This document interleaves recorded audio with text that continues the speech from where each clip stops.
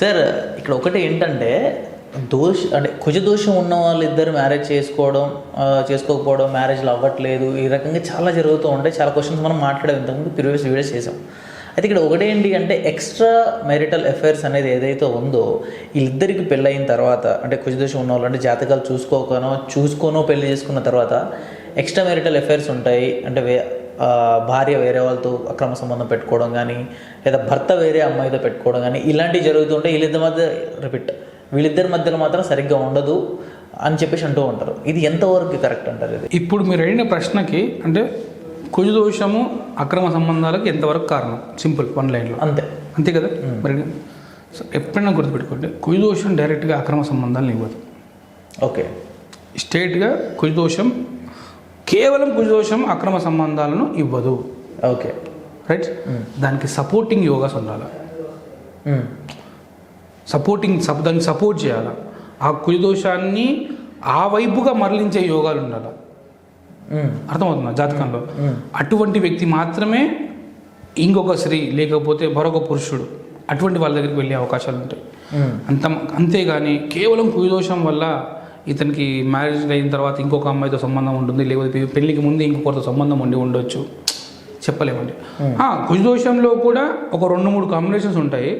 ఆ 2-3 కాంబినేషన్లో ఉన్న వాళ్ళకి మాత్రం మనం చెప్పొచ్చు ఏంటి అంటే బహుశా ఇంతకుముందు పెళ్ళికి ముందే ప్రేమించి ఏదన్నా ఉండవచ్చు అన్న విషయాన్ని చెప్పొచ్చు.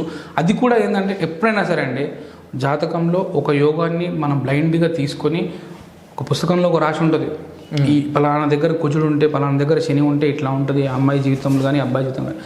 చాలామంది ఏం చేస్తారు అని అంటే ఆ పాయింట్ని డైరెక్ట్గా అప్లై చేస్తారు. అది తప్పు. ఎప్పుడు కూడా అట్లా అప్లై చేయకూడదు.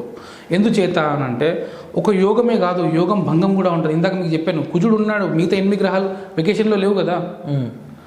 అదే కుండలిలో మిగతా 8 గ్రహాలు కూడా ఉన్నాయి కదా. ఆ 8 మందిలో కుజుడికి ఎంతమంది సపోర్ట్ చేస్తున్నారు, కుజుడిని ఎంతమంది ఆపుతున్నారు. సో ఈ యోగం ఉందండి. ఈ యోగం ఉన్నప్పటికీ సేమ్ మళ్ళీ అదే లాజిక్. మిగతా గ్రహాలకు కొన్ని సపోర్ట్ చేస్తుండొచ్చు, కొన్ని ఆపేస్తుండొచ్చు.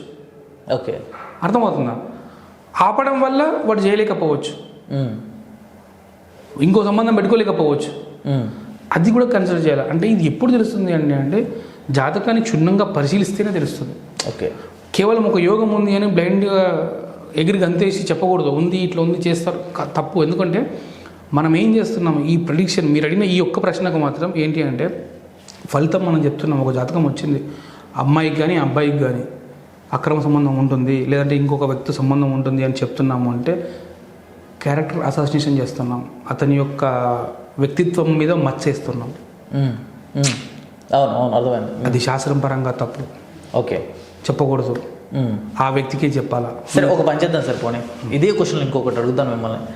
ఫర్ సపోజ్ ఒక భార్య భర్త ఇద్దరు ఉన్నారు, ఇద్దరిలో ఒకరికి ఎక్స్ట్రా మ్యారిటల్ అఫైర్ ఉంది, అది ఉంది, దాని నుంచి వాళ్ళు బయటికి రాలేకపోతున్నారు, అదే ప్రాబ్లం ఫేస్ చేస్తూ ఉన్నారు ఆ ఫ్యామిలీ, కానీ వాళ్ళు కలిసే ఉండాలనుకుంటున్నారు. అటువంటి వాళ్ళకి ఫలితం ఏమైనా ఉందా? ఏ విధంగా చేసుకోవాలి? పరిహారమా అంటే ఇక్కడ మీరు అడిగిన ప్రశ్నలో అతనికి కానీ ఆ అమ్మాయికి కానీ ఏదో సంబంధం ఉంది, వాళ్ళిద్దరు కలిసే ఉండాలనుకుంటున్నారు. దానికి పరిహారం అంటూ ప్రత్యేకంగా పరిహారాలు ఇక్కడ ఇటువంటి దానికి పరిహారాలు ఇక్కడ లేవండి. అంటే జాతకం ప్రకారంగా ఇలాంటి దాని జరుగుతుందేమో అది చెప్తాను. జాతకం పరంగానే జరుగుతుంది. జాతకంలో అబ్బాయికి అక్రమ సంబంధం ఉంది అని ఉంటేనే అవుతాయి, లేదంటే ఉండవు. కానీ దానికి కోసం పరిహారాలు చేసుకొని తనను మార్పించుకోవడం అంటే ఉండదండి. టైం బీయింగ్లో ఎట్లా ఉంటాయంటే అండి, కొంతమంది జీవితంలో వేరే వ్యక్తి వచ్చి కొన్ని రోజులు ఉండి వెళ్ళిపోతారు. అది రాసి ఉంటుంది జాతకంలో. అంటే టైం బీయింగ్ ఆ పర్సన్ వెళ్ళిపోతారమ్మా, తర్వాత మీ భర్త నీకే ఉంటాడు, నీ జీవితం నీ భర్త ఉంటుంది అమ్మా అని చెప్పడానికి వస్తుంది. కొంతమంది జాతకాలు వాడు మారడు. ఈ విషయం అమ్మాయికి చెప్పాలి. నీ భర్త ఇట్లానే ఉంటాడు, నువ్వు ఇప్పుడు యాక్సెప్ట్ చేయగలిగితే చెయ్యి, అంతే. దానికి ఏదో సొల్యూషన్ ఉంది అని చెప్పడం అయితే నాకైతే నేను నేర్చుకున్నందుకు లేదండి, తెలీదు. బట్ ఏంటి అని అంటే అది వ్యక్తిగతంగా వాళ్ళు మారాలా, అబ్బాయి మారాలా. ఇక్కడ అమ్మాయి తనని మార్చుకోవాలి, అబ్బాయిని మార్చుకోవాలి. అది అమ్మాయి అయినా అబ్బాయి అయినా ఎవరైనా సరే ఎవరికి వేరే వాళ్ళతో సంబంధం ఉంటే మిగతా ఇంకొకరు వాళ్ళని మార్చుకోవాల్సి వస్తుంది. లేదా అతను మారాలా, నా ఫ్యామిలీ కోసం మారాలని అతను కానీ ఆమె కానీ మారాలా. అంటే అన్లెస్ అది చేయనంత వరకు ఎన్ని పూజలు చేసినా ఫలితం అయితే రాదండి.